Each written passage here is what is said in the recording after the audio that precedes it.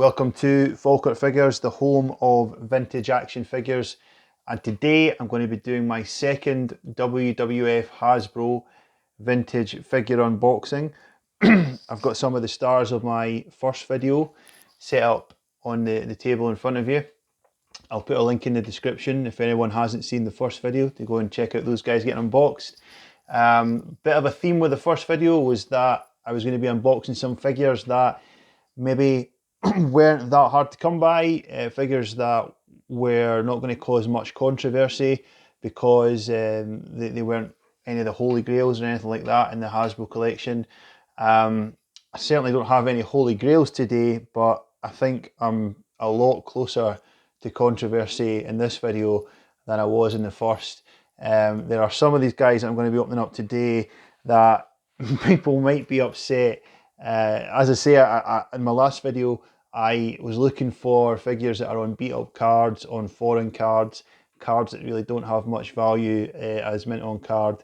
But actually most of the guys I'm opening up today are some of the more sought after figures in the line, and they might cause some upset amongst the purists when I take these guys off card. But anyway, let's crack on. So the first figure I have today, we don't have as many as we did for the first video, but as I say, hopefully these are of a sort of higher standard, a more exciting figure that I'm going to open today. So all these guys that I've got up on the table in front of me are Series 1 figures.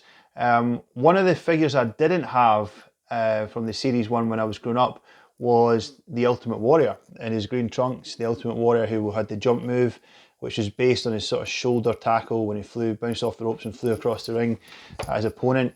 I didn't have him, and I still don't, because I'm going to be opening up an Ultimate Warrior today, but this is the second Ultimate Warrior. So this is the Ultimate Warrior that has the same moveset as Hulk Hogan did in the first series, but this is a Series 2. Yeah, so as you can see, he's on a Spanish card out in Series 2. He's actually a really nice card. It's more or less a perfect card. If this had been on an English language card, this would be a pretty expensive figure. I mean, it has one kind of crease up by the WWF logo, but other than that, it's flat, it's bright, it's fresh, the corners are in good nick. This would go for hundreds if it was on an English card. But as I say, he's on a Spanish card, so he doesn't have anything like that value. He would probably still go for a decent amount, but as I've said in my last video as well, I'm a collector first and foremost. I'm not just looking to turn profit and try and make a buck off these guys. These guys they have sentimental value to me, and I like to have them around. So yeah, for that reason, Ultimate Warrior number 2 is coming off the card.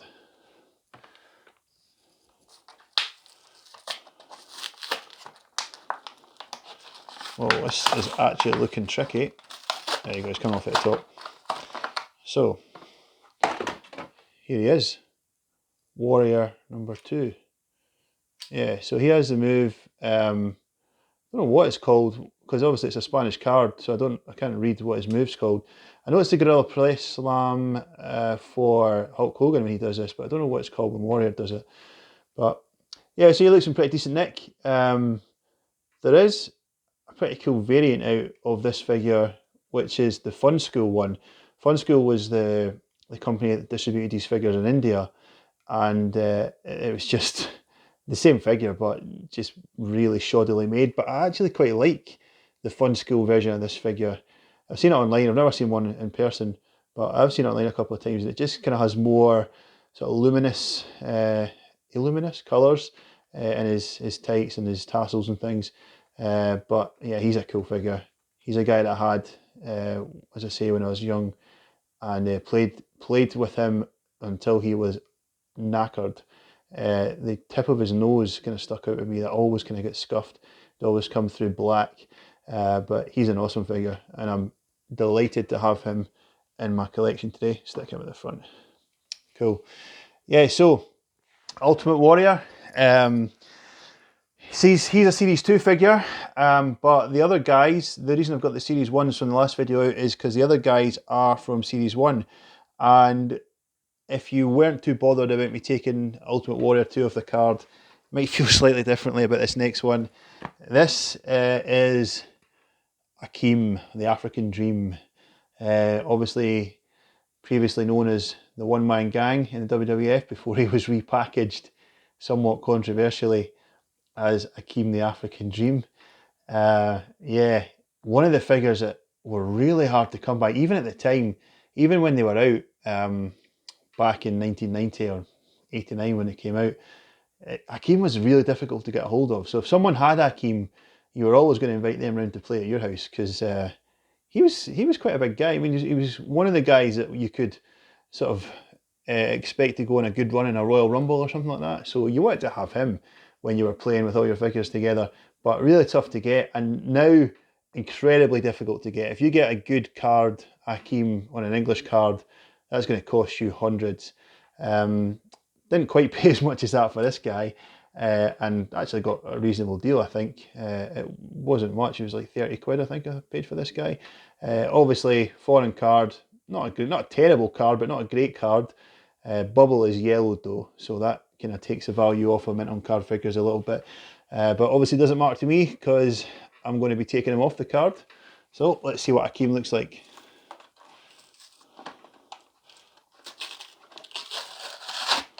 There we go.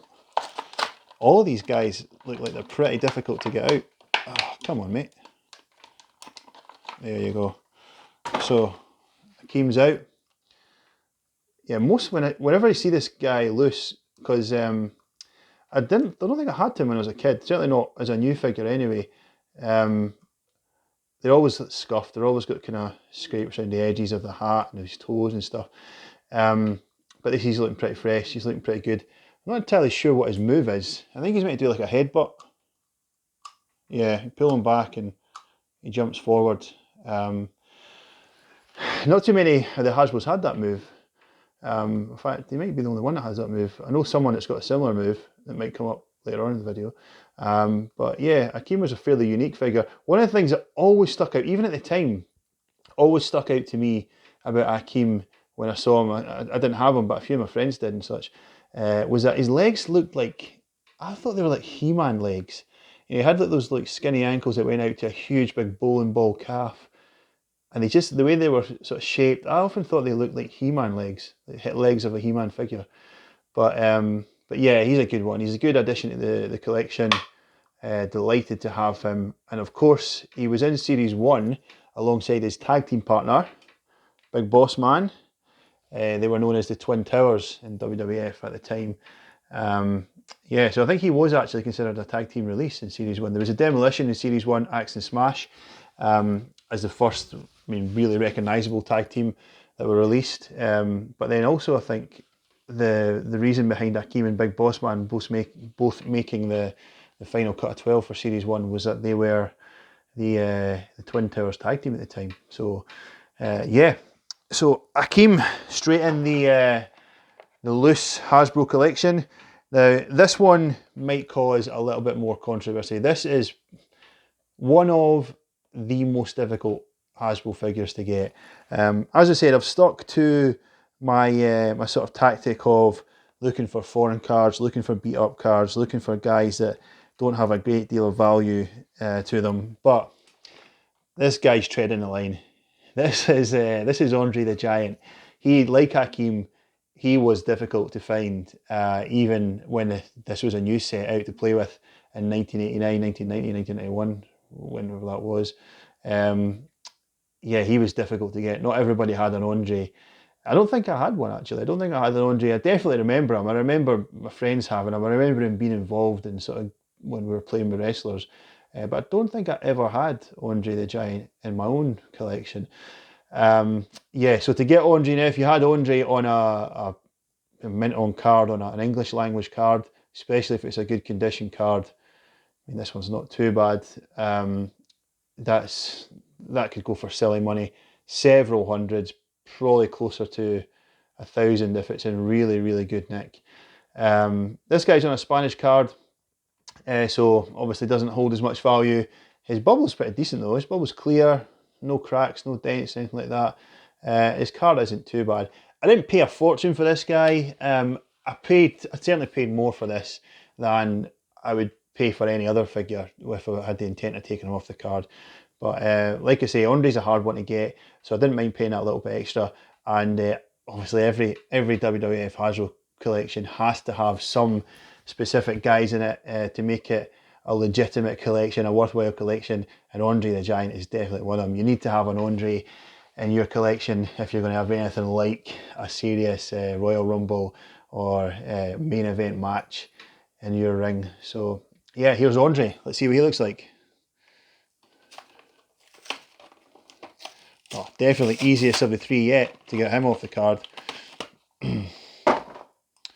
Andre the Giant. So yeah, I was kind of alluding to this with Hakeem. I think it is actually the exact same move. When I look at them both together, Andre's legs don't move. Hakeem's legs move at the hips, Andre's don't. But I think it's the same thing. It's like a giant headbutt he's meant to do. You pull him back, he's got his hand up here, maybe grab his opponent, and he just, oof, giant headbutt. Yeah, Andre's awesome, man. Even like the detail here, if you look at Andre, he's not that much taller, if at all, than the rest of the guys. But I think the way that his feet kind of point in the way slightly, that reminds me of Andre the Giant. That's kind of like how he moved and how he walked. He had his sort of his toes pointing in the way like that, kind of bow-legged a little bit. So I think that's a good representation of Andre. It would be cool. I mean, if this was getting made today, you know, with the Mattel Elite figures that are out just now, you see like Braun Strowman's like a good few centimetres taller than everyone else. Andre's figure should be, by rights, much, much taller. I mean, he's a little bit taller than some of these guys, but he's certainly not, you know, the foot or so that that you'd want him to be. But yeah, awesome figure, iconic figure. Absolutely delighted to have him in my loose figure collection, and he's going to take pride of place on the shelf. Yeah, so I'll stick him next to Ted DiBiase. Actually, looking at those two together, he is a fair bit taller than Ted.